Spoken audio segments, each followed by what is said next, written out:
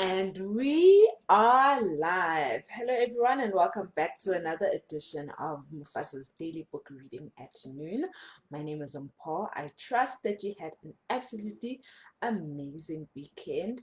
We're going to be reading the last chapter of our book today. We've finally completed, we've come full circle with the book Executive Coaching with Backbone and Heart. And this book was written by Mary Beth O'Neill, and the focus of the book is a systems approach to engaging leaders with their challenges. I honestly hope you've enjoyed the readings.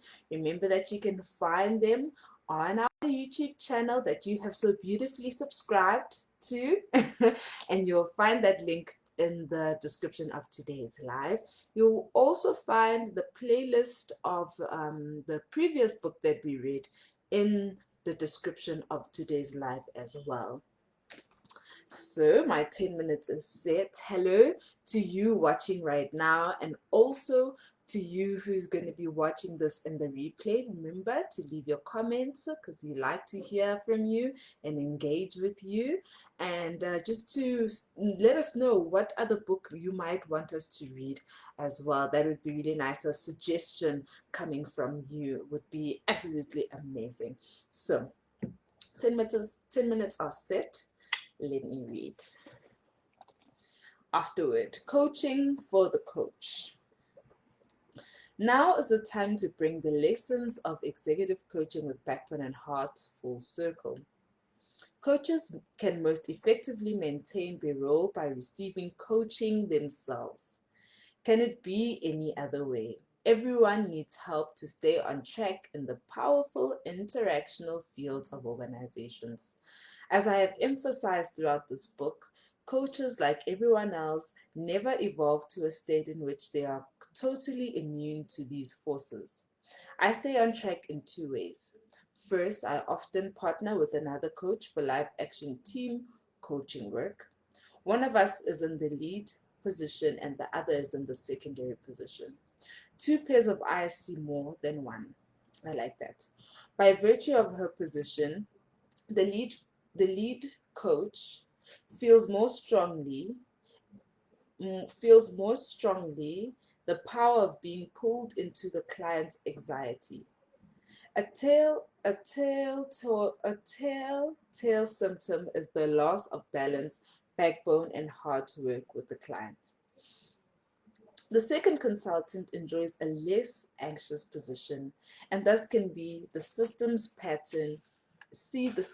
pattern more easily, notice gaps in the process, and assist the lead coach to do a thorough job and to bring her backbone and heart back into the balance.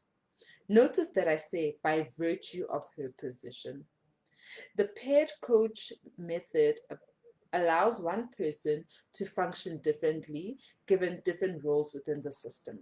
I have played both lead and second coach roles, sometimes in the same organization.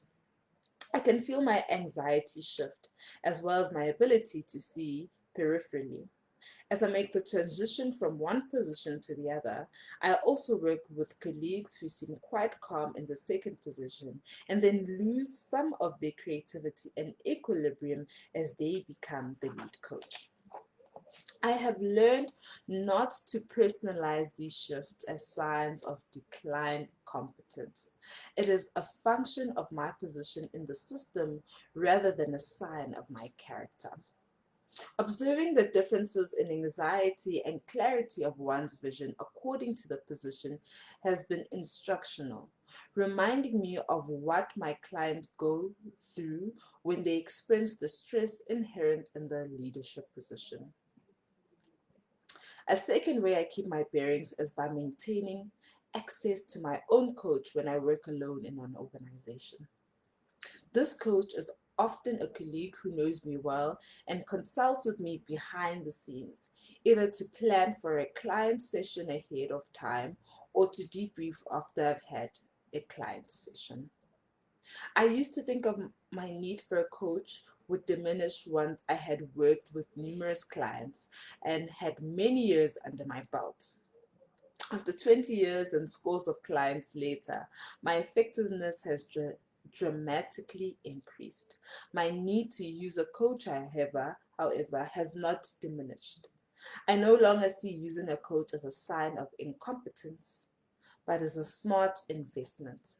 Thank goodness, since that is what I tell my clients. It remains true after all these years that the more I open myself to being coached, the more I know in my bones what my clients experience.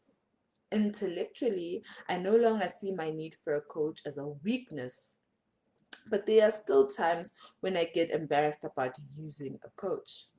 It happens when I am particularly anxious about a specific client.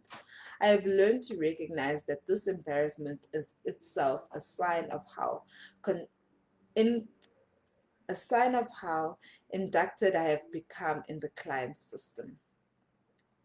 Turning to a colleague for coaching is the first step toward climbing out of the vortex and recovering my bearings, clarity of thinking and sense of humor. It helps it helps me regain the toddler's mind I referred to earlier.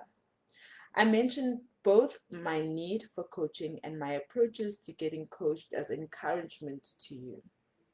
To the extent that you share any of my early biases against getting coaching help to become a better coach. I hope my story invites you to be more accepting of using a coach yourself. And I think that will conclude the reading for her today because it goes into other things. But that is just the basis of her afterward. So I hope that you will be more open to using a coach yourself or when in any industry that you're in, to have a colleague that will be able to assist you and to, use this first and second position that she uses as well. Yeah, I think it's very good that we're able to see holistically everything that's happening when we put ourselves in various positions. I hope you've enjoyed today's reading. I'll be looking for a new book, of course. I'm sure I found one already. Come back on Wednesday to see what we're going to be reading in our next book. And I hope that you've had a fantastic weekend and are excited for the new book that we're going to start off with. Remember to catch up on all of our wonderful readings. You can find those in our on our YouTube channel. They're in 2 playlists, right? So Energy Leadership is in one, and then the other, this book is in another playlist as well. Both links are in the description of today's live.